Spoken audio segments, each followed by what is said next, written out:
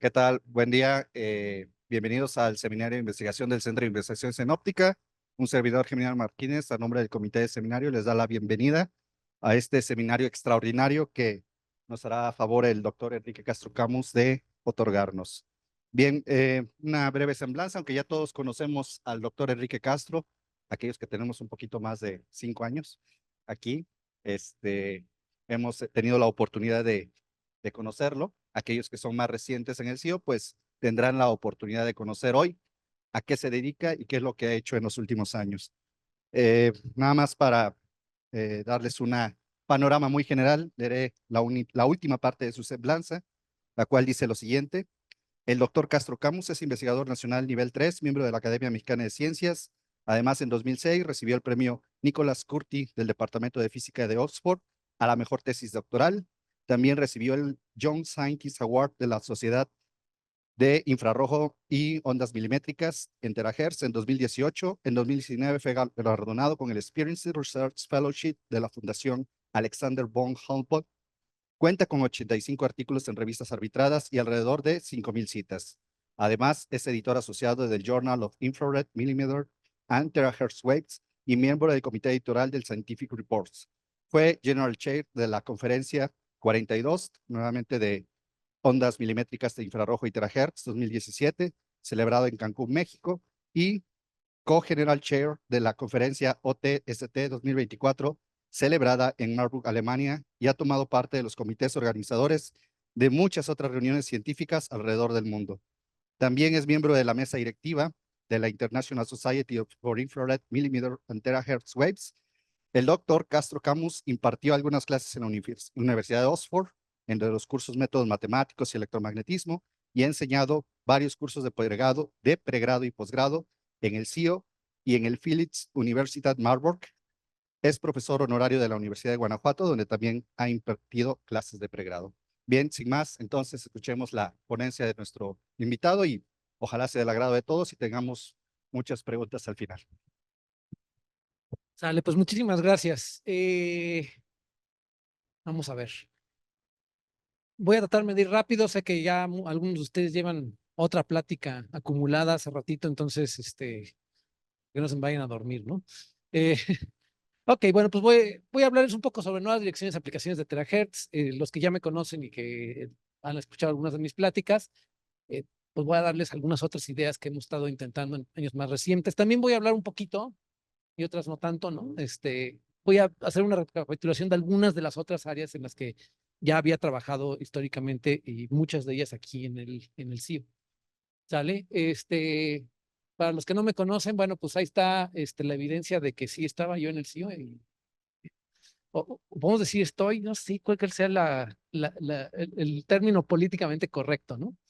Pero bueno, estas son fotografías a lo largo de 12 años de mi grupo, ¿no? Muchas en lugares que probablemente reconocerán aquí en el CIO. Y entonces, bueno, pues aquí estamos y la perspectiva es reiniciar las actividades en terahertz en el muy corto plazo, ¿no? Antes de que concluya el año, tener ya reactivadas las actividades de terahertz aquí en el CIO que ahorita están un poco en un punto muerto, pero la idea es seguirle. Entonces, para los estudiantes que estén buscando proyecto y que no se hayan dormido después de la plática anterior, bueno, pues pongan atención, ¿no? Eh, una breve introducción a la espectroscopía. Ahí les puse unas imágenes a ver si se les antoja. No, no es cierto. Este, esta a lo mejor es una lámina más como para una plática de divulgación, pero siempre me gusta hacer esta aclaración. De un lado tenemos las microondas y las radiofrecuencias, donde los métodos para generar y detectar este tipo de radiación que usamos, ¿no? Esencialmente tienen que ver con circuitos electrónicos, ¿no? Entonces, si ustedes imaginan una carga eléctrica, se produce un campo eléctrico a su alrededor, y si yo empiezo a agitar esa carga eléctrica, empiezan a producir ondas en este campo eléctrico a su alrededor. Esa es la forma en lo que lo hacen los circuitos. Lo que pasa es que los circuitos electrónicos pueden agitar las cargas de forma muy rápida, ¿no? Entonces podemos sintonizar pues, en toda esa región como hasta más o menos unos 300 gigahertz. ¿sí? Ese es como el límite de los semiconductores. Y tiene que ver con que los transistores, que básicamente son interruptores de corriente, con los cuales agitamos las cargas, a partir de ahí ya no operan, ya no les da tiempo de encender y apagar tan rápido, ¿no? Son frecuencias demasiado altas y entonces, bueno, ya no se puede llegar ahí. Por el otro lado, ¿no? Básicamente, ¿cómo producimos y detectamos radiación? Pues es utilizando sistemas cuánticos, moléculas, átomos, semiconductores, etcétera, etcétera, donde lo que hacemos es excitar o desexcitar, ¿no? Estos sistemas, ¿no? Y al excitar, vamos a absorber lo que llamamos un fotón, o al desexcitar, se emite un fotón, ¿no? Y a partir de todo eso podemos detectar y emitir radiación. Entonces, tecnológicamente sí son dos zonas muy distintas, pero fundamentalmente pues todas son regidas por las mismas ecuaciones de Maxwell o por la misma electrodinámica cuántica, dependiendo si la quieren ver más clásica o más moderna. Bueno, en terahertz es una región muy complicada. Ya les dije, a pasar de 300 GHz con circuitos electrónicos está bien difícil. Es muy difícil. Entonces, la tecnología tradicional electrónica no funciona. Y luego, las tecnologías ópticas, por otras razones que no voy a comentar con detalle aquí, pero que tienen que ver con la cantidad de energía térmica a nuestro alrededor, ¿no? Es más alta que el tamaño de un fotón de terahertz, la energía contenida en un fotón de terahertz, y entonces eso hace muy difícil utilizar las tecnologías ópticas también a frecuencias tan bajas, ¿no? Entonces queda ahí como una regioncita que históricamente había sido muy complicada, hoy en día ya no, pero que sí requiere de técnicas distintas que no son ni necesariamente totalmente ópticas ni necesariamente totalmente electrónicas. Entonces, bueno, esencialmente lo que hacemos es un sistema como este, o es la forma en la que yo hago el espectroscopía en terahertz, donde utilizamos un láser ultracorto que dividimos en dos partes, es decir, un pulso ultracorto lo dividimos en dos haces. Uno lo utilizamos para excitar un emisor. No se preocupen qué es el emisor, luego vemos que básicamente convierte este pulso ultracorto en una cosa que se ve más o menos como esta curvita azul de acá, es decir, un transiente electromagnético que solo contiene básicamente un ciclo de radiación. Bueno, ahí las colitas estas no importan, ¿no? Es básicamente solo un ciclo de radiación. Entonces, esencialmente, con este pulso pasa algo allá dentro, un proceso óptico no lineal, con el que convertimos ese pulso ultracorto en una cosa que solo tiene un ciclo de radiación. Es decir, el campo eléctrico sube y baja y ya, ¿no? Y con la otra parte del pulso disparamos un detector que que es capaz de medir el campo eléctrico en una fraccioncita tan chiquita de tiempo que básicamente podríamos pensar que es casi infinitesimal en esta escala de tiempo del pulso este. Es decir, dependiendo de cómo retrasemos un pulso respecto al otro, podemos medir distintos puntos de esta forma de onda. Entonces, en este caso, no medimos la intensidad luminosa, que es lo que típicamente se mide en óptica, sino directamente el campo eléctrico fluctuando en el tiempo. ¿Sale? Entonces, obtenemos esta forma de onda. Y ahí está contenida toda la información que uno puede obtener también con un espectrómetro óptico. A ver, vamos a ver. Ahora ya ya no quiere. Ajá. Ok. Entonces, a ver, terahertz, ¿como para qué? Miren, casi le atiné a que no tapara ninguna de las fotos. Este, una, todos usamos estas chivas que están aquí, ¿no? ¿No? ¿Alguien tiene idea más o menos cómo se comunica esto con la torre celular que debe estar aquí a un par de cuadras? Más o menos como en qué región operan estas chivas. Andan trabajando alrededor de los tres, si, bueno, si son todavía, digamos, de la tecnología anterior, de la 4G, como por 3 GHz.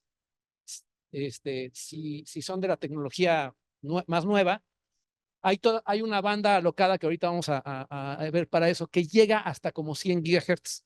¿Ok? Y bueno, pues entre más alta la frecuencia, también más posibilidad de tener velocidades de transferencia de datos más altas, ¿no?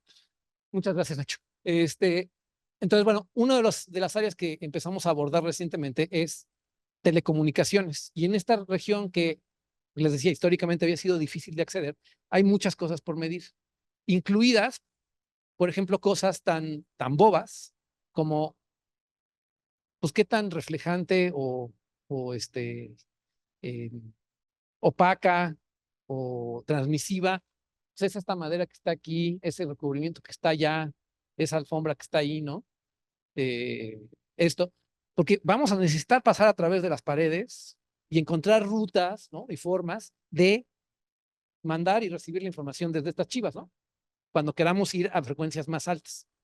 Entonces, ese tipo de cosas las hemos estado estudiando. Otras cosas que se pueden estudiar muy bien son semiconductores. Los semiconductores, si piensan en un semiconductor intrínseco, básicamente es un aislante, ¿no? Un pedazo de silicio que no tiene dopantes, pues esencialmente es un aislante, no conduce electricidad. Y sucede que el silicio es muy transparente en terahertz. Todos los semiconductores que no están dopados, o casi todos, son muy transparentes en terahertz. Pero si uno les empieza a aumentar, por ejemplo, los dopantes, se empiezan a volver más conductivos. Y al ser más conductivos no es que absorban, pero sí se vuelven más reflejantes, ¿no? Empiezan a actuar menos como un pedazo de vidrio y más como un espejo, ¿no?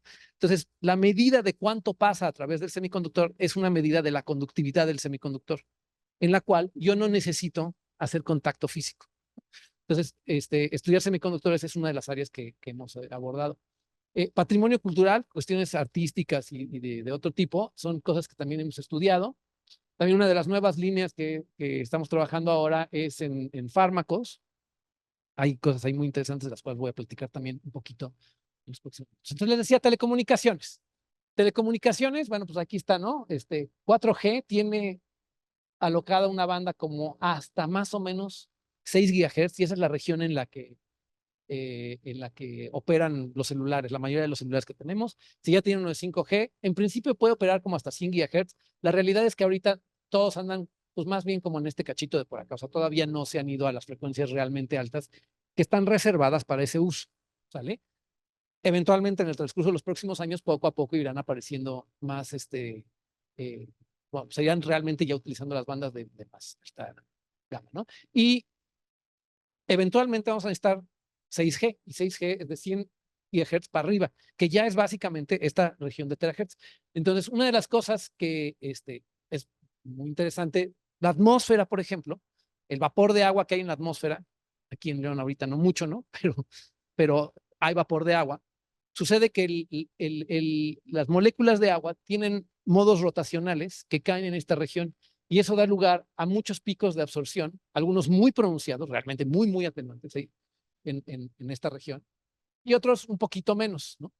Entonces, una de las cosas que hemos estado estudiando es la dependencia a temperatura y humedad de la transmisión de la atmósfera, porque son cosas que necesitamos saber para esto, ¿sale? Para hacer los cálculos, decir, oye, es realista decir que va a llegar a 100 metros, a 200 metros, a 3 kilómetros, en fin, todas estas cosas pues, se tienen que estudiar con mucho detalle. Entonces, hemos estado trabajando en esto, construimos una cámara ambiental, ¿no? Donde podemos controlar muy bien temperatura y humedad, y luego hacer estudios de larga distancia, ¿no? Es decir, mandarlo por varios espejos a dar vueltas ahí la señal y medir qué tanto se atenúa como función de la frecuencia. Y luego hay otras cosas muy interesantes, ¿no? Obviamente, pues en estos picos súper pronunciados, ¿no? Ahí nunca vamos a poner, transmitir datos, ni nada, pues. En cuestión de un milímetro ya perdiste toda tu señal, básicamente. Pero, por ejemplo, estos picos menos pronunciados, ¿no? Mucho más chiquitos que hay por ahí en la atmósfera, incluso podrían ser beneficiosos para las telecomunicaciones. Es decir, transmitir en estas bandas donde sí hay un pico de absorción suavecito, puede ser una buena idea.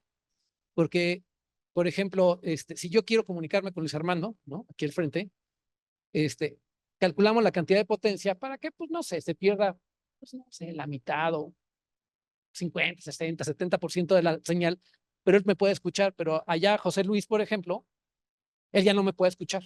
Entonces, es una forma de hacer las telecomunicaciones seguras, ¿sí? El aprovechar que hay estas regiones donde uno puede atinarle a la frecuencia correcta y a la potencia necesaria para que solamente llegue hasta donde yo quiero, pero no más allá, ¿no? En fin, todo este tipo de cosas y de aspectos son cosas que hemos estado estudiando recientemente. Y cómo todo eso fluctúa en función de la temperatura del aire y en función de la humedad del aire, y cómo eso, por ejemplo, empieza a producir, bueno, son cálculos que hicimos a partir de las mediciones, de cómo por ejemplo, de 10 metros a 100 metros aumentaría el bit error rate, ¿no? Que es decir, del número de bits que yo mando, cuántos ya no no se resuelven, ¿no? A 10 metros, a 50, a 100 metros, etcétera, etcétera, ¿no? En particular a 300 GHz, que es una de las como benchmark, ¿no? Que hay para esto. Entonces, esta es un área, les digo, muy importante porque todas estas cosas, o sea, sí son conocidas, pero no están medidas con todo el detalle que se requerirían para el diseño de los sistemas de telecomunicaciones, ¿no? Como les decía, otras cosas, ¿no? Pues la madera, los recubrimientos, los tabiques, ¿no? Todo lo que tenemos alrededor, ¿pasa o no pasa, ¿no? ¿Qué tanto transmiten, etcétera, etcétera? ¿Qué tanto se pierde por dispersión, ¿no? No dispersión, esparcimiento. Eh, sí, tenemos materiales rugosos, materiales súper complicados. En arquitectura cada vez los materiales que se utilizan son más complicados, muchos tienen múltiples capas, están reforzados con telas, con estructuras internas, y eso los hace súper complicados de modelar y de entender y de ser capaces de decir, bueno, ¿va a pasar o no va a pasar? Hay un problema adicional. Al aumentar la frecuencia, sucede que por razones que no voy a discutir aquí, pero las pérdidas aumentan también, que no tiene que ver con la absorción en sí misma. Entonces, para hacer telecomunicaciones aquí, a diferencia de las de 4G, ¿no? Donde todas las antenas, pues básicamente son omnidireccionales, es decir, esto emite en todas direcciones, la antena a 2 cuadras también emite en todas direcciones, y bueno, pues ahí el que lo agarre, pues qué bueno, ¿no? Aquí vamos a tener que empezar a utilizar haces más colimados, ¿no? Es decir, voy a tener que encontrar a la persona con quien quiero hablar y dirigir el haz en esa dirección, ¿vale? Y eso es complicado porque yo, por ejemplo, yo soy casi pura agua, ¿no? Entonces, si ustedes, bueno, alguien parado allá y alguien parado allá se están comunicando y yo me cruzo en el camino y es un haz colimado, no una cosa omnidireccional, pues ya les estropeé la comunicación, ¿no? Entonces, se van a tener que poner, por ejemplo, algoritmos que redireccionen y busquen rutas alternativas para los datos, ¿no? Entonces, bueno, pues estamos hablando aquí directamente, ¿no? Luis Armando se cruza en el camino, ya no me deja por acá, entonces tengo que decir, pero a ver, José Luis está allá, bueno, pues me voy a reflejar en esa pared. Pero para eso necesito saber, esa pared, voy a perder, va a reflejar casi especularmente o va a ser un desastre y va a mandar la señal en todas direcciones, ¿no? Ese tipo de cosas. Y todo esto es modelaje básicamente pues con modelos ópticos, ¿no? De cómo interactúa pues, una onda electromagnética con superficies rugosas y demás, y conocer las funciones dieléctricas de todos estos materiales. Entonces, aquí hicimos un catálogo muy, muy grande, es el catálogo más grande de funciones dieléctricas de todos estos materiales y su comportamiento de esparcimiento que hay hasta el momento, ¿no? Les decía, bueno, otra de las áreas que hemos estado intentando recientemente es los fármacos. Cuando ustedes se toman una pastilla de algo, bueno, pues la pastilla en realidad contiene un poco de la sustancia activa que hace algo bueno por ustedes y un montón de otras cosas. Y típicamente el montón de otras cosas piensa uno, pues es nada más relleno para rellenar el resto de la pastilla. Pues no, en realidad es algo mucho más complicado que eso. El resto puede ser tanto o más importante que el fármaco en sí, que la sustancia activa. Bueno, una de las cosas que sucede es que la gran mayoría de las sustancias activas que usamos en los fármacos forman cristales, es decir, forman estructuras ordenadas, ¿no? De átomos tridimensionalmente. Y esas estructuras son sumamente estables. No sé, digamos, disolver un cristal es algo muy difícil. Entonces, te toman la pastilla, el cristalito pasa por el estómago y sale.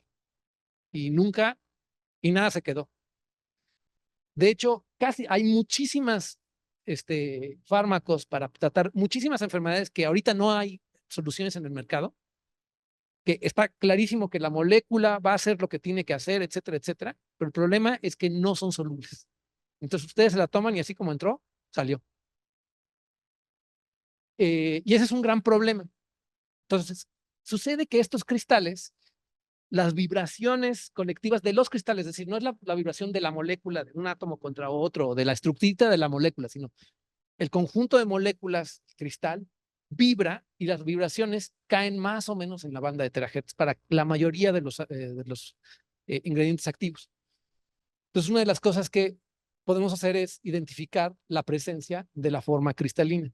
Y trabajamos con gente que trabaja pues, más bien del lado de farmacología para encontrar aditivos y cosas que se les pone a los pastillas, es decir, se disuelven no en agua, sino en algún otro solvente que pues, sí pueda disolver el cristal. Se pone en cierta matriz, en cierta otra sustancia, y se deja evaporar el solvente. Y con eso buscamos que las moléculas se mantengan separadas y no vuelvan a formar un cristal. Y eso sí, si se lo toman, rápidamente se disuelve en el estómago y bueno, pues el fármaco hace lo que tiene que hacer. Entonces, con terahertz podemos identificar la presencia de la forma cristalina. Y entonces una de las cosas que hemos estado haciendo recientemente es identificar mezclas, otras cosas y preparaciones distintas del mismo fármaco, donde podemos con toda certeza decir, esta no se encuentra en la forma cristalina, ¿no? Y entonces, bueno, pues poder decidir cuáles de estas preparaciones son viables para hacer una pastilla ya que nos sirva para algo, ¿no? Ok, les decía que el agua es muy opaca. ¿Y por qué es opaca? Bueno, sucede que los modos vibracionales del agua no están en la región de terahertz, están a frecuencias mucho más altas, están en el infrarrojo medio y cercano, ¿no? Entonces, lo que excitamos, el por qué el agua absorbe radiación de terahertz es porque lo que excitamos es estos movimientos también colectivos, es decir, movimientos de muchas moléculas unas contra otras de forma muy desordenada, ¿no? Y ese es el tipo de cosas por las cuales, ese es el tipo de movimiento que hace que el agua sea sumamente absorbente, ¿sale? Y sucede que este movimiento también tiene relevancia biológica. Entonces, entender estos movimientos es algo muy importante también. Entonces, por ejemplo, las hojas de una planta, ¿sí? Si ustedes imaginan una hoja seca, así como los que se ven por ahorita alrededor, básicamente se verían, si ustedes pudieran ver en terahertz, se verían más o menos así, bastante transparentes, ¿no? Podrían ver a través de ellas. Mientras que una hoja bien hidratada, ¿no? Verdecita, etcétera, etcétera, en terahertz se vería más así como hojas muy negras, ¿sale? Entonces podemos utilizar esta idea de medir la transparencia o opacidad de una hoja para medir la cantidad de agua contenida en esa hoja, y no solo en una hoja, en casi cualquier tejido biológico. Entonces, bueno, pues hemos trabajado, ahora vamos a hablar de tequila, bueno, es viernes, ¿no? Eh, Habrá quien no le guste el vino, ¿no? También. Este, y bueno, el tequila bueno, está producido a base de estas plantas que se llaman agaves. Los agaves son plantas extraordinarias, su resistencia a la sequía es extraordinaria, extraordinaria realmente. Entonces, su capacidad de resistir condiciones, pues como las que hay aquí, sin lluvia, sin agua, sin acceso al agua a veces por años, es realmente sorprendente. Entonces, bueno, en algún momento empecé a trabajar con June Simpson de aquí del Sinvestad de Irapuato. Ella es experta en agaves y lo que hicimos fue, por ejemplo, hacer un mapeo tridimensional. Estas son secciones transversales de una hoja de agave y cómo el agua está distribuida al interior, ¿no? Y cómo se forma una capa menos hidratada, si la ven ahí, y luego una capa altamente hidratada en el centro, ¿no? Entonces, bueno, este tipo de experimentos nos dieron la oportunidad para entender bien cómo se acomoda el agua al interior. Y luego, además, eso, correlacionarlo a base de tinciones y cosas que hacen los biólogos que no son muy físicas, bueno, no tienen que ver con lo que hacemos nosotros, colocalizar esa agua con ciertas azúcares que produce el agave. Entonces, sucede que las zonas que son ricas en ciertos azúcares también son las zonas que son ricas en agua, geométricamente dentro de la planta, ¿no? Bueno, eso es lo que se hace así con ciertas tinciones y demás. No voy a ir a los detalles, pero es una imagen muy bonita que se hizo aquí de cómo está distribuida tridimensionalmente el agua dentro de una hoja de agave, ¿no? Y sucede que por coincidencia, más o menos en la misma época que empecé a trabajar esto con Jun, también empecé a trabajar con el CIATEG en estudiar ese mismo tipo de azúcares, por razones totalmente que no eran dos cosas que inicialmente hubiéramos puesto juntas, ¿no? O sea, eran dos estudios distintos, donde ahora utilizamos otra idea. Cuando uno, les decía, ¿no? Este movimiento desordenado de las moléculas de agua es el que hace, o es el que uno excita y absorbe energía del campo electromagnético en terahertz y hace el agua opaca. Ahora, cuando uno pone algo en agua, sal, azúcar, cualquier soluto que uno ponga ahí, una proteína, un azúcar, lo que sea, sucede que inmediatamente el agua que está muy cerquita de cada una de las moléculas del soluto empieza a formar puentes de hidrógeno, como los que se ponen aquí en verde, digamos, ¿no? Y entonces, dependiendo de cómo estén las polaridades eléctricas y lo que sea, eso orienta las aguas con el oxígeno hacia el soluto o con uno de los hidrógenos hacia el soluto, ¿sale? Pero estos puentes de hidrógeno como que dejan, ya esa agua ya no se puede mover libremente, sino queda un poco ligada, suavemente si quieren, pero ligada al soluto, ¿sí?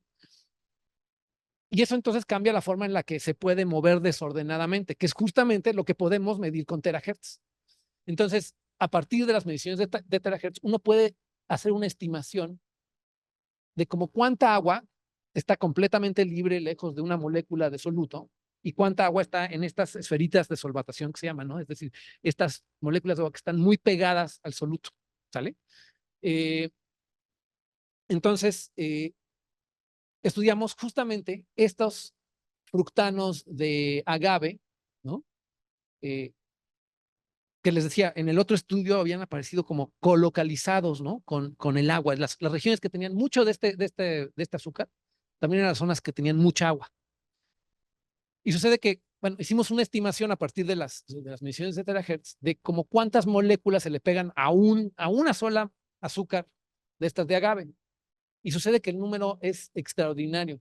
Estamos hablando del orden de 221 moléculas de agua. Se quedan pegadas a cada una de las moléculas de este azúcar.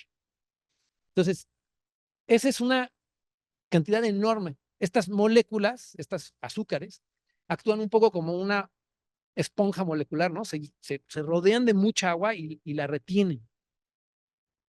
Y esto, junto con el otro estudio que les había, pues tiene sentido, ¿no? Ahora, estas se rodean de mucha agua y estas están localizadas como en la parte interior de las hojas, y entonces les permite a los agaves como retener mucha agua a un costo energético alto. Es decir, si se la quieres quitar, va a costar trabajo arrancarla, porque hay que arrancarla de estos puentes, o sea, hay que romper estos puentes de hidrógeno que se las pegan a las moléculas de azúcar, ¿sale? Entonces, esta fue como dos historias que empezaron separadas y que luego terminaron juntándose muy, muy bien. Eh,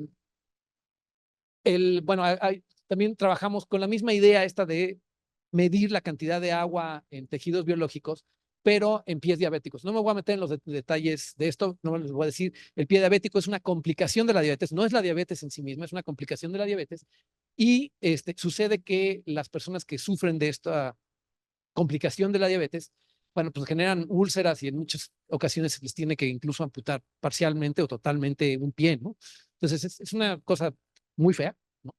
Pero sucede que correlaciona bien con que la piel de los pies está mal hidratada, ¿no? O sea, es reseca la piel de las personas que tienen este problema. Y no hay buenas formas de diagnosticarlo de manera temprana, ¿sí? El pie diabético. Entonces, una de las cosas que hicimos es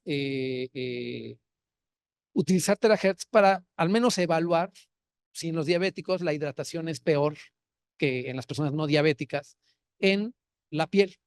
Entonces, bueno, hicimos algunas imágenes, en fin, y sí, efectivamente, sí encontramos que había una diferencia. Este fue un primer estudio que hicimos hace ya 2013, si no mal recuerdo, y funcionó bastante bien, pero no era un buen estudio clínico. Un poco después mejoramos el aparato, pudimos hacer imágenes con mucho más resolución y empezamos bueno, a tratar de reclutar pacientes y demás. Hicimos una muestra muy, muy grande.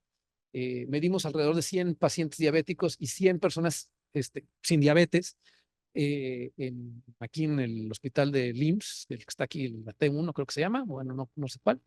Entonces, y hasta a la fecha, al menos que yo sepa, es la muestra más grande de imágenes humanas hechas con terahertz en el mundo, ¿no? Y bueno, pues una de las cosas que vimos es ya no solamente comparamos diabéticos con no diabéticos, sino comparamos entre diabéticos. ¿Qué diabéticos ya empiezan a tener síntomas explícitos de pie diabético contra otros que no, etcétera, etcétera? Y ver si podíamos ver diferencias entre ellos. Y la respuesta es sí, sí podemos ver diferencias. O sea, diabéticos con sus pies bien cuidados, que tienen un buen control metabólico, que su azúcar no se está disparando todo el tiempo, etcétera, etcétera, etcétera, tienen pies que se parecen mucho más a los de las personas no diabéticas. Y personas que, bueno, sí ya tienen algún síntoma explícito, etcétera, etcétera, tienen una hidratación claramente menor. Entonces, bueno, esa fue una de las primeras cosas que hicimos. Y luego lo correlacionamos con otros 2 estudios que típicamente hacen los médicos con bueno, pues para tratar medio de diagnosticar algún problema. Uno tiene que ver con, se llama el estudio del monofilamento, que tiene que ver con tocar los dedos de los pies y las plantas de los pies y pedirle al paciente que diga si siente o no siente cuando lo está uno ahí picando, ¿no? Y bueno, sucede que una de las razones o una de las cosas que vienen con el pie diabético es una cosa que se llama neuropatía, que es decir, se pierde esta capacidad de sentir. Esa es una parte.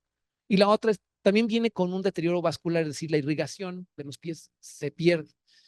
Nosotros siempre, desde que empezamos estos estudios, siempre asumimos que el problema de la deshidratación tenía que ver más con lo vascular, es decir, la sangre no llega, no se hidrata bien la piel, es una tubería bloqueada, ¿no? Básicamente. Esa era nuestra visión de físicos, ¿no? Y lo que logramos encontrar en este estudio, que fue la conclusión así muy sorprendente, para mí fue muy sorprendente, pero fue también muy, muy interesante, es que con la parte vascular realmente no correlación. Es decir, hay gente que tiene más y menos deterioro vascular y que no tienen como grandes diferencias con la hidratación de la piel. O sea, tienes gente con muy buena y muy mala hidratación de la piel, que tiene buena y mala circulación, pero sí correlacionó con la parte neurológica. Casi todos los que sí reportaban bien, aquí no se ve, pero casi todos los que sí reportaban bien cuando les picaban, ¿no? Tenían hidrataciones más bien altas, ¿no? Del 50 al 60%. Mientras que, excepto este señor que está por aquí, ¿no? Casi todos los que no reportaban bien los piquetes, ¿no? Tenían hidrataciones por abajo del 47%, por ahí así.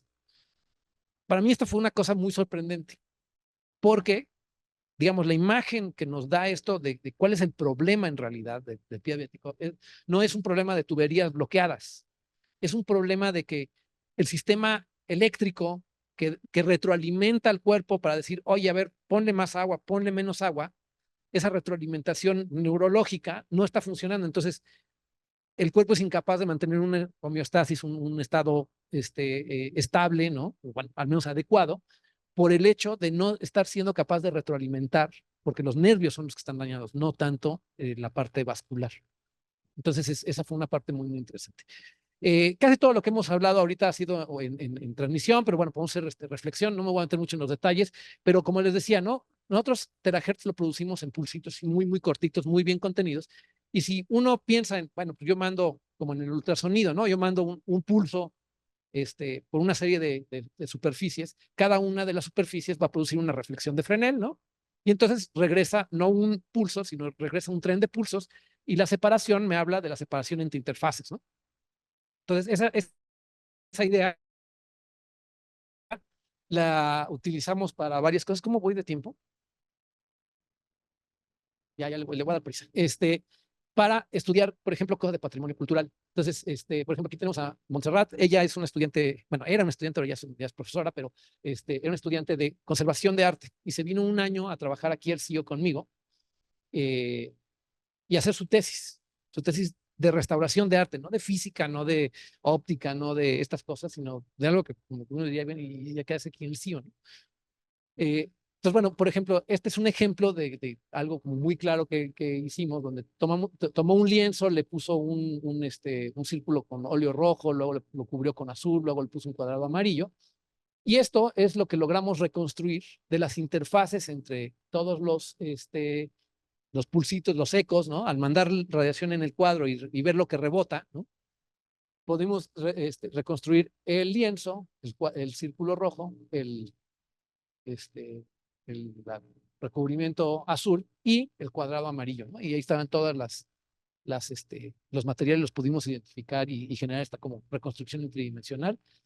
Lo hemos utilizado para diversas cosas. Este fue uno de los estudios también, estuvo muy emocionante, porque fuimos a trabajar en el kiosco de Guadalajara, que lo iban a restaurar, y tenía pues, un deterioro terrible, ha acumulado un montón de capas de pintura, desde, bueno, desde que se mandó a traer como en porfiriato, si no mal recuerdo. Entonces, todas esas capas de pintura empezaron a generar delaminaciones entre ellas, es decir, se empezaron a separar. Entonces, era una cosa ahí muy complicada que se tenía que arreglar.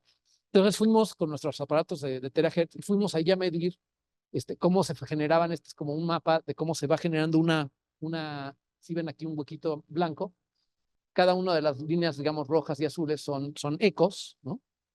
Y entonces lo que vemos aquí es como tenemos un espacio de aire entre dos capas de pintura, ¿no? Y bueno, pudimos encontrar regiones más y menos dañadas que luego bueno, les dimos, incluso encontramos una razón de por qué unas más y otras menos, etcétera, etcétera, ¿no? Lo mismo, juntas, Edgar.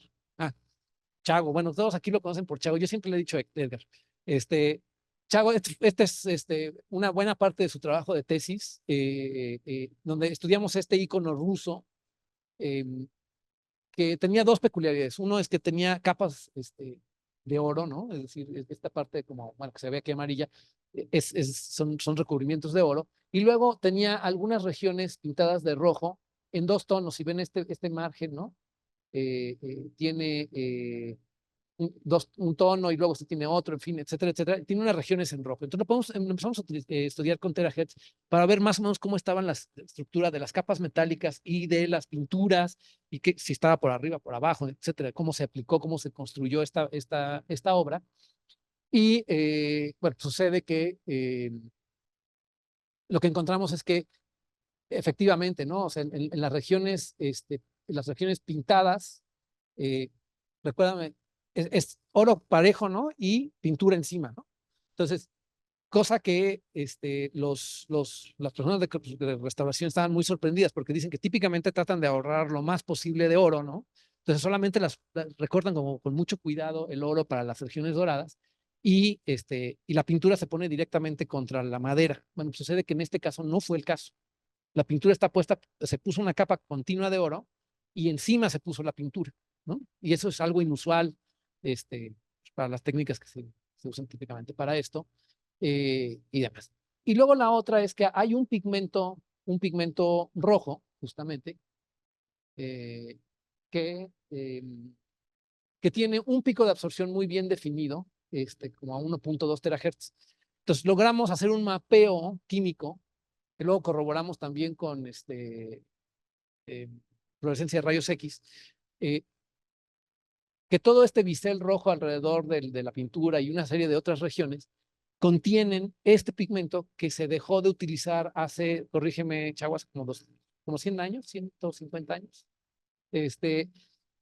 Entonces, también eso nos permitió ubicar un poco temporalmente, al menos que no es una falsificación nueva, etcétera, etcétera, sino que realmente es un trabajo original y una serie de otras cosas. Hemos hecho también mucho trabajo con cosas de patrimonio cultural. Como les decía, bueno, terahertz, ¿no? Con un semiconductor, por ejemplo, si les diera yo, estos son se llaman nanoalambres, ¿no? Creo que eran de arsenio de galio, si no me recuerdo. Básicamente pues son unos alambritos súper chiquitos, ¿no? Hechos de semiconductor. Y medir su resistencia, por ejemplo, es muy complicado. ¿Cómo le pones a una cosa que mide 1 nanómetro o 10 o 20 nanómetros, o 50 nanómetros de sección transversal? ¿Cómo le pones un multímetro? ¿Cómo lo mides? No es imposible. Entonces, usando terahertz, a partir de ver qué tanto se refleja y qué tanto se transmite, uno puede determinar su conductividad. Y este tipo de materiales están siendo la base de nuevos dispositivos todavía mucho más miniaturizados para pues, diversas cosas que se hacen ahora. Entonces, terahertz nos provee de una herramienta que nos permite medir sin necesidad de contacto físico con la muestra la conductividad, ¿no? Em, en fin, hicimos proyectos también industriales aquí con cuero calzado, no me voy a meter mucho en los detalles. Y otra de las cosas también muy bonitas de esta región es como la longitud de onda es más o menos 1000 veces más larga que en el visible, pues la tolerancia de las superficies ópticas pues es 1000 veces menos complicada, ¿no? Entonces, las impresoras tridimensionales, que son pues, objetos muy sencillos, nos dan la posibilidad de prácticamente producir cualquier componente óptico que se les pueda ocurrir, ¿no? Incluso componentes ópticos que fabricarlos en vidrio pues, sería casi impensable. Aquí simplemente uno los diseña en la computadora, le picas print y al ratito ahí está tu componente óptico. Entonces, hemos hecho también mucho trabajo en esa dirección, lentes de green y demás, otro tipo de otras cosas. Ya no me voy a meter mucho en los detalles. Bueno, este fue un estudio muy bonito. Esto es una placa de media onda, pero donde el ángulo del eje mayor y no mayor, del eje óptico, del eje rápido y lento, ¿no? Varía a lo largo de la sección transversal, ¿no? Entonces eso rota de forma distinta cada una de las partes del haz, ¿no? Si se imaginan el haz, ese toca distintos ángulos de la placa de onda en distintos puntos, entonces puede uno convertir un haz linealmente polarizado en un haz que tiene una polarización distinta en cada punto y que te forma un modo radial, por ejemplo, o un modo azimutal, donde el campo eléctrico está oscilando o radialmente o realmente, ¿no? Es más difícil de imaginar. O cosas más extrañas como modos espirales, etcétera, etcétera, que todo eso tiene muchas aplicaciones en diversos campos, desde telecomunicaciones hasta lo que se les ocurra, ¿no? Porque sucede que todos estos modos forman bases ortogonales y demás, entonces se pueden utilizar para multiplexar y cosas de ese estilo. Eh, entonces, bueno, rápidamente, no sé por qué se me movieron las diapositivas, pero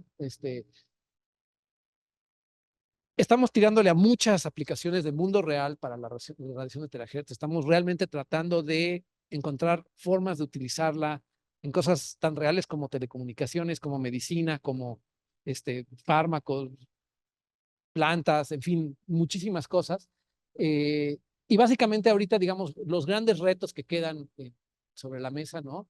Es tener, digamos, ya hemos sacado los sistemas de terahertz fuera del laboratorio, ¿no? Como por ejemplo en el estudio del kiosco. Pero en realidad todavía son equipos de laboratorio, ¿no? Entonces, tenemos que realmente empezar a hacer equipos más compactos, más robustos, etcétera, etcétera, que realmente puedan estar permanentemente fuera del laboratorio para que sea realmente aplicable.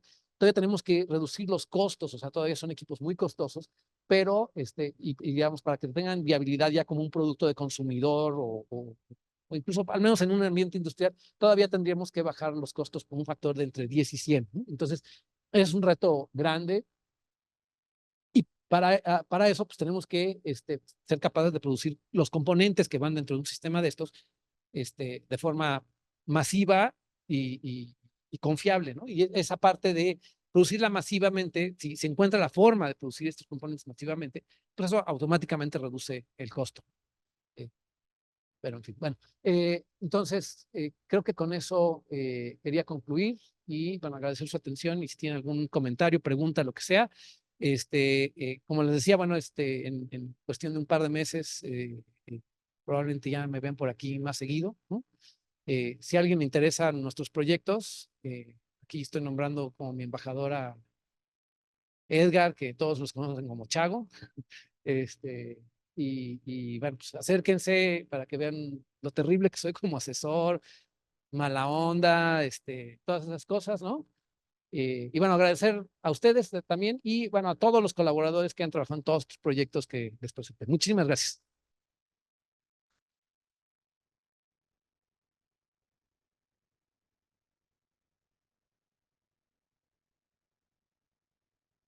Sí. Para que escuchen aguas.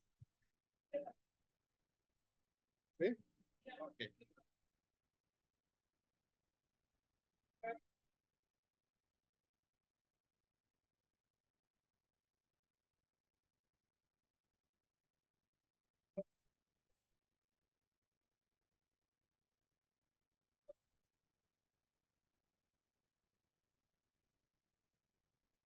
Ujú.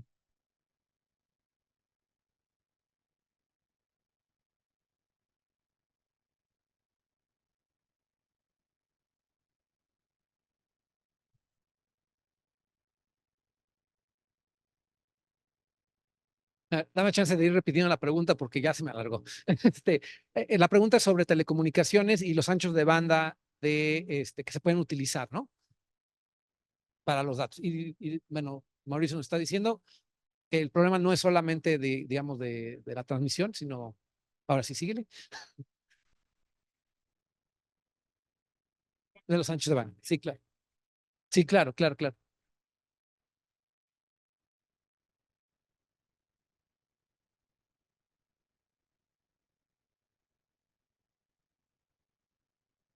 Sí, la parte, digamos, de cómo hacer una antena que no solamente sea direccional, sino además sea como redirigible, ¿no? Sí, ese es uno de los grandes retos, lo que le llaman el beam steering, ¿no? El andar moviendo un haz y redirigiéndolo, que además lo tienes que hacer rápido, lo tienes que hacer muy, muy rápido, ¿no? O sea, de nuevo, en este ejemplo en el que alguien se cruza en el camino, tú tienes que inmediatamente decir, ok, este camino ya no es viable, pásate para acá, ¿no? Bueno, busca uno y dice, ah, ok, a través de esa pared me puedo reflejar, órale, ya. Sí, esa parte es un problema que no está 100% resuelto. Los únicos sistemas o prototipos de sistemas que hay ya operando para telecomunicación en esta, digamos, esta región son más bien punto a punto, ¿no? Del orden de 1 kilómetro, como a ciento y pico gigahertz, ¿no? Digamos, los 100, más de 100 y menos de 200, no me preguntes exactamente dónde, pero ahí sí, digamos, son casos en los que no necesitas estar redirigiendo el as, etcétera, etcétera. O sea, sí tienes una forma de dirigirlo y mantenerlo fijo y bueno, es punto a punto y ya. Ese tipo de cosas sí ya están operando hoy en día, no en muchos lugares, pero ya los hay. Eh, y bueno, pues sí, ya ir a este tipo de chivas va a ser un reto mayúsculo. De las aplicaciones farmacéuticas, ajá,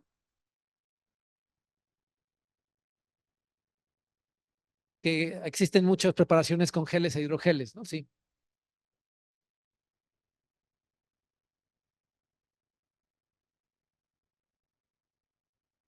Bueno, que cómo se podría ocupar terahertz para geles e hidrogeles hechos con algún fármaco, ¿no? Sí, efectivamente, si el gel solamente es como un medio de suspensión de cristales y el gel no es básicamente agua, es relativamente, o sea, sí podemos contribuir con eso, ¿no?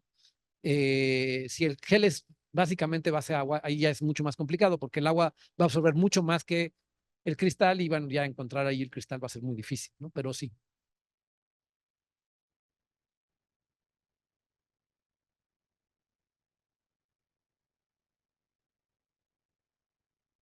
Bueno, la pregunta es que si hay diseños de antenas para generar, digamos,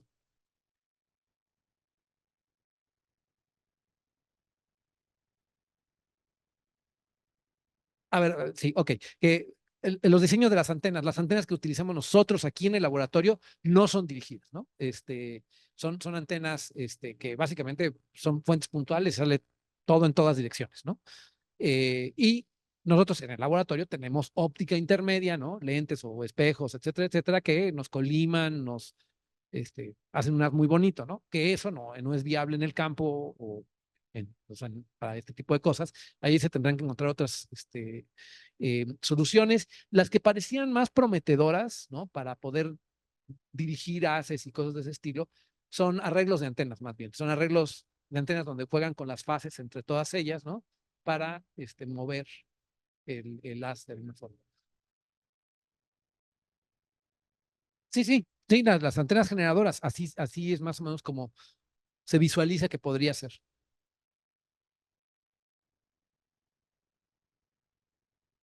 No, la parte ya de antenas, digamos, vamos a decir, radiofrecuencia, o sea, para transmisión de datos, sí es algo en lo que nosotros no trabajamos directamente.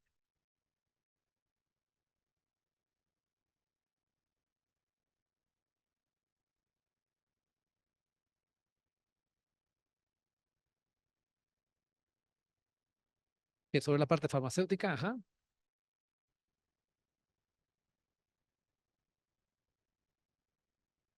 que se puede utilizar reflexión de rayos X para sí, ubicar los cristales, ¿no? O las formas cristalinas.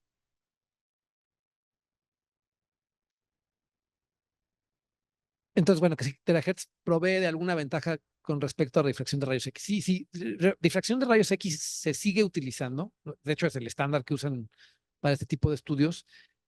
Terahertz tiene dos ventajas, ¿no? Una es que, en principio, terahertz se puede utilizar para monitorear, por ejemplo, una pastilla incluso ya empacada, es decir, puede ser control de calidad. Y difracción de rayos X, creo que eso es mucho más complicado. Implica el uso de radiación ionizante, mientras que terahertz no. Y luego, hasta donde hemos podido demostrar ahora, si tienes realmente un buen pico de terahertz que puedas medir, es mucho más sensible terahertz que difracción de rayos X, ¿no? Entonces, esas serían básicamente las ventajas. En rayos X hay, sí, librerías de espectros, ¿no? Sí, sí, efectivamente, sí. Gabriel dice, bueno, que hay librerías ya de los espectros de difracción de rayos X. Sí, no, nosotros apenas estamos trabajando en catálogos de los fonones de distintos fármacos, ¿no?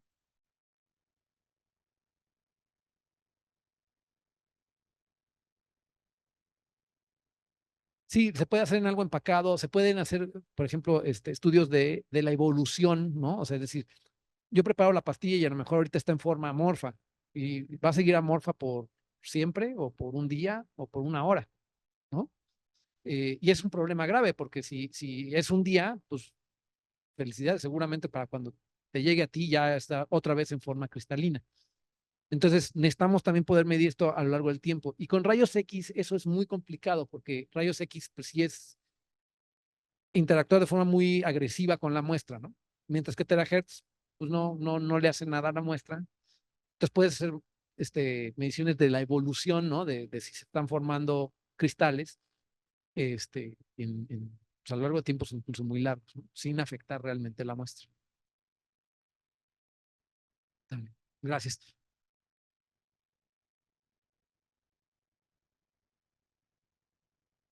Gracias.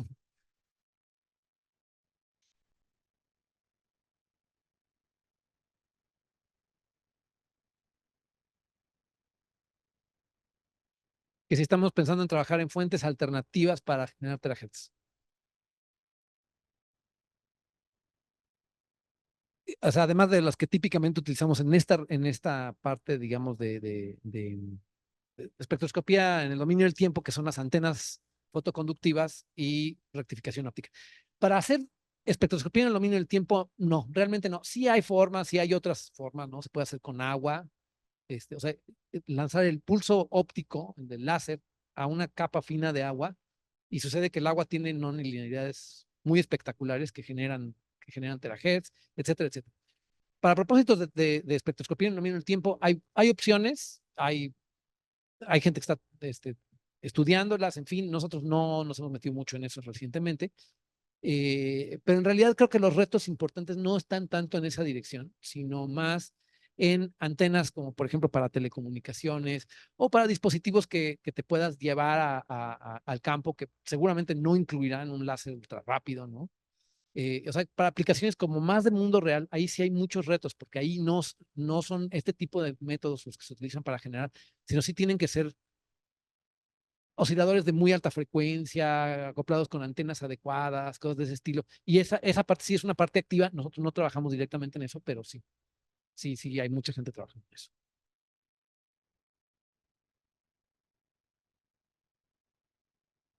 En las aplicaciones farmacéuticas, ajá,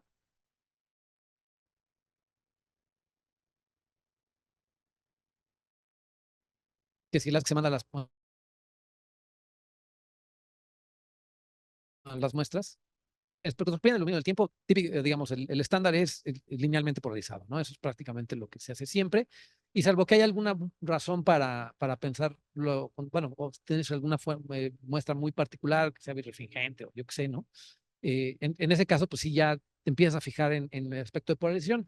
Cuando son muestras, digamos, por ejemplo, o sea, una pastilla, pues no es un monocristal, es muchos cristalitos, todos en direcciones aleatorias, ¿no?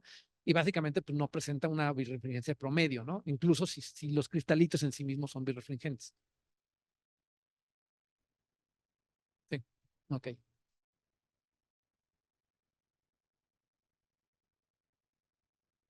de las imágenes de seres vivos o sí, de tejidos. Ajá, sí, sí. ¿Qué tanto penetra? Ajá. Si genera algún daño, ajá. ¿Y qué puede haber parte del agua? Ok. Sí, preguntas muy interesantes. A ver, primero, ¿qué tanto penetra? Bueno, digamos, en un tejido bien hidratado, 70-80% de agua, digamos, estás hablando de 1 milímetro si te va muy bien, tal vez 2, ¿no? Pero no son distancias muy largas, o sea, no puedes ver a través de un brazo o algo así, no, olvídalo, ¿no? Es imposible. A través de la piel, o sea, digamos, ver las distintas capas de la piel, ese tipo de cosas, eso sí es viable, pero son porque la piel tiene sus capas como, pues, del orden de cientos de micras, tal vez 1 milímetro, ¿no? Eh, que si es dañino para la muestra, no, para nada, es totalmente inocuo. Los fotones de terahertz tienen tan poquita energía que básicamente no hacen absolutamente nada, ¿no? ¿Y cuál era la tercera? Ah, ¿qué otra cosa se podía ver aparte de agua? Bueno, mira, sucede que los polipéptidos, por ejemplo, las proteínas, pues básicamente son estas cadenas gigantescas de aminoácidos dobladas en una cierta estructura tridimensional, ¿no? Son moléculas tan grandes que si tú piensas, bueno, si te piensas en una vibración, entre más masa haya involucrada en una vibración, más baja será la frecuencia, ¿no? Raíz de K entre M, ¿no? Un oscilador armónico simple, ¿no? La frecuencia raíz de K entre M. Entonces, si la masa involucrada en la vibración es más grande, entonces la frecuencia será más baja. Una vibración entre dos átomos típicamente está en el infrarrojo. Cuando ya tienes, digamos, un radical contra otro, pues ya estás más como en el infrarrojo medio.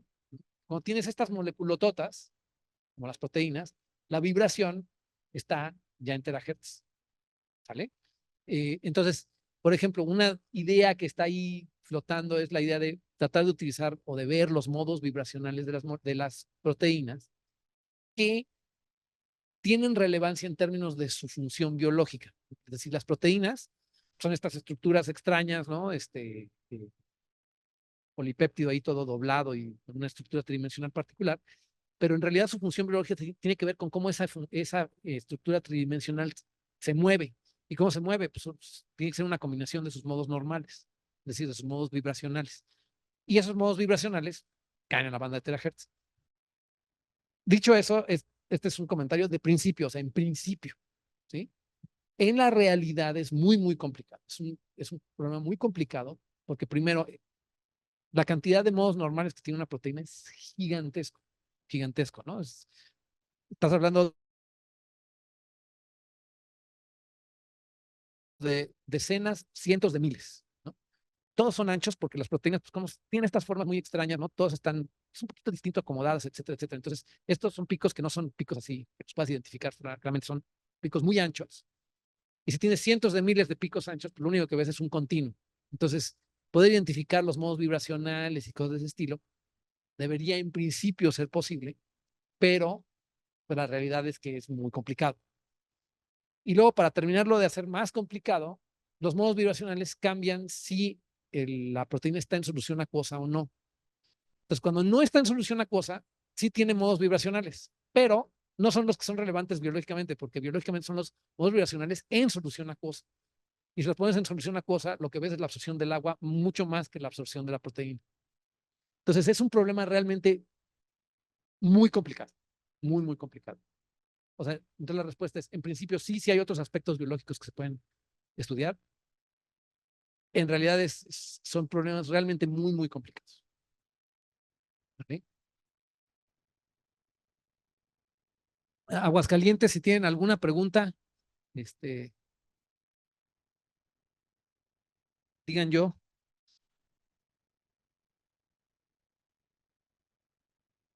No, no dijeron nada. Bueno, yo creo que ellos vieron las fotografías de las técnicas de espectroscopía y salieron corriendo. Es viernes, vámonos. Exacto. Sí, sí, sí. A ver, acá otra.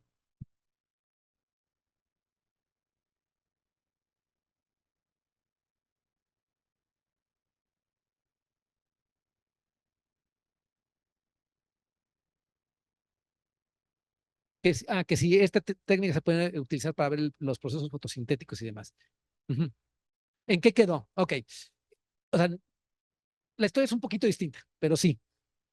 O sea, hicimos estudios donde vimos la evolución de la hidratación de una planta bajo estrés, pues, una planta viva bajo estrés de sequía, ¿no? Vimos cómo se iba secando, la dejamos de regar y vimos cómo se iban secando sus hojas. Y entonces lo que encontramos es que antes de que se empezara a morir y realmente a perder hidratación las hojas, en los ciclos de día y noche había un pequeño escaloncito en su hidratación. Es decir, en la noche subía un poquito y en el día bajaba un poquito. Y era una diferencia muy, muy sutil, pero que estaba ahí de manera reproducible. Entonces, yo dije, bueno, así pensando yo en mi ingenuidad de físico, ¿no? Pues de la fotosíntesis. La fotosíntesis toma como 6 moléculas de agua y las de no sé qué, y las pega y las no sé cuánto. Y entonces esas moléculas de agua dejan de ser moléculas de agua. Pues, okay, cuando hay luz, pues se está como comiendo mucha agua la planta, ¿no? Y cuando es de noche, pues no hay fotosíntesis, pues no se la está comiendo y entonces le acumula, ¿no? Esa fue mi visión. Lo que ya los biólogos dijeron es, primero, que yo no sé nada de biología, cosa que es cierta, este, eh, y que el efecto que estaba viendo era muy interesante porque era algo que ellos ya esperaban ver, pero que nunca habían observado. Y es que, y básicamente por no tener una técnica con la suficiente sensibilidad. Pero lo que sucede es que en el día, sí relacionado con la fotosíntesis, pero no en sí el proceso químico de la fotosíntesis, cuando se enciende la luz o sale el sol o lo que sea, la planta tiene unos organitos en las hojas que se llaman estomas, que son una especie de valvulitas que se abren al haber presencia de luz para permitir el intercambio de oxígeno y CO2 con la atmósfera, ¿no? Que todo eso tiene que ver con la fotosíntesis, pero no es en sí mismo la fotosíntesis, ¿no? Entonces se abren estas valvulitas, puede haber tránsito de gases, pero también de vapor de agua. Entonces, lo que estaba sucediendo más bien es que la planta durante el día pierde agua básicamente porque la pierde a través de los estomas y en la noche, al cerrarse, se acumula. Y entonces eso es lo que explicaba estos escaloncitos, básicamente. Sí, sí, sí.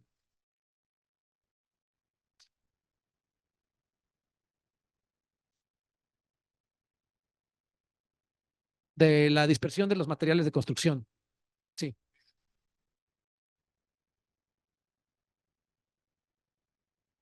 La parte de si consideramos la humedad, no, eso es algo que no incluimos. Sí, o sea, la parte, digamos, de rugosidad, etcétera, etcétera, todo eso sí lo tomamos en cuenta.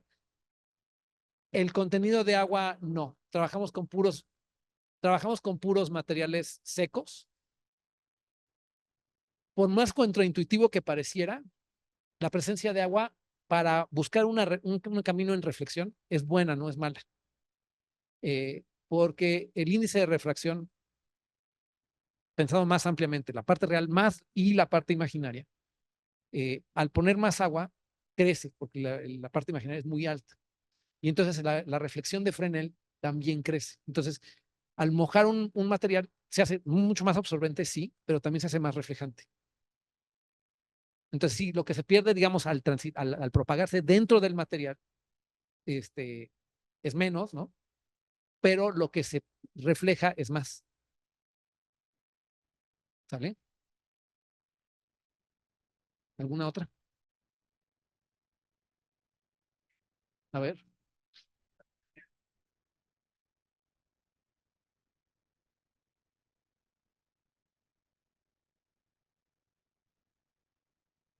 sobre los estándares. A ver, no entendí 100% cuál es la pregunta. ¿Estándares en qué sentido? ¿Cómo medir agua, cantidad de agua en un... Sí, o sea, cómo competir contra equipos para medición, por ejemplo, de humedad en materiales que ya existen por otros métodos. Eh, o sea, ahí depende mucho de qué es lo que estés buscando, ¿no? Por ejemplo, si tú produces, por ejemplo, cuero, ¿no? Que trabajamos con ellos. eh, si ellos producen 100,000 de estos trozos de cuero, que ya se me olvidó cómo se llaman, ¿no? el pliego de cuero, perdón. Bueno, los cueros, tienes el pliego este de cuero, y dices, bueno, pues ok, esos se tienen que pasar por una serie de lavados químicos y no sé cuántos, se enjuagan, pasan por agua, etcétera, etcétera. Y, digamos, el último paso es un horno que básicamente les reduce el contenido de agua. Y cuánta agua tiene es uno de los parámetros que ellos tienen que determinar para decidir si ya está listo o no el cuero. Entonces, si te basta decir, bueno, pues mira, mido 1 o 2 de este montón, ¿no? Y con eso ya tengo una idea de que sí está bien, que es lo que hacen hoy en día. Pues bueno, pues no tenemos mucho con qué competir. Se puede hacer con un medidor manual muy sencillo, que básicamente es un medidor de conductividad. Y ahí no hay mucho. Pero si, por ejemplo, tu interés es tener un registro trazable de cada uno de los trozos de cuero que se haga en línea de forma automatizada, hacerlo con contacto se puede volver un problema, porque si tú tienes que encajar contactos en el cuero, en una línea de producción que está moviendo, fácilmente puedes trabar una pieza y trabas una pieza y para una de esas máquinas cuesta salario por 10 a la 50, ¿no? O algo así. Entonces, en ese caso, una técnica de no contacto como terahertz sí puede ser competitiva. De nuevo, el problema ahorita es que, como está en la situación, ahorita sigue siendo, ¿no? Pero desde el punto de vista tecnológico sí presenta ventajas.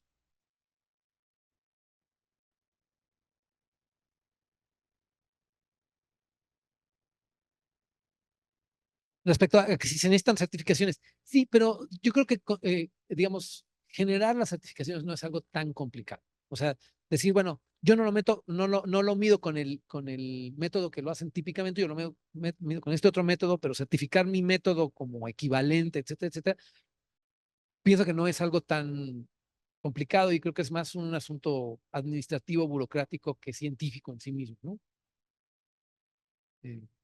Sí.